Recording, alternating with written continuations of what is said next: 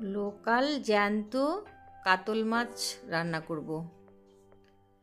হলুদ গুঁড়ো, নুন, কাঁচা লঙ্কা বাটা মেখে কিছুক্ষণ রেখে দেব। সাদা জিরে ভেজে বেটে নেব। কড়াইতে সরষের তেল দিয়ে দিলাম। মাছগুলো ভেজে নেব। ভাজা হয়ে গেছে, উল্টে দিচ্ছি। এবার সব মাছ ভাজা হয়ে গেছে, তুলে নিলাম।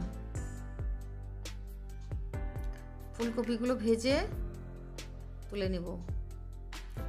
জিরে আর তেজপাতা সোমবার দিলাম। হলুদ গুঁড়ো দিয়ে দিলাম। পাকা লঙ্কা বাটা, টমেটো কুচি দিয়ে দিব, নুন পরিমাণ মতো, ভালো করে কষিয়ে নেব। কষানো হয়ে গেছে, সাদা জিরে বাটা আর একটু নেড়ে নেব মশলার সাথে। গরম জল দিয়ে দিলাম ঝোলের জন্য। এবার ভাজা মাছগুলো সব দিয়ে দিচ্ছি।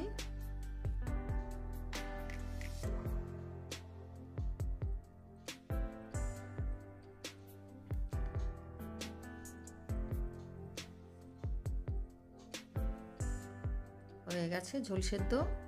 এবার ধনেপাতা কুচি দিয়ে নামিয়ে নেব। লোকাল কাতল মাছের ঝোল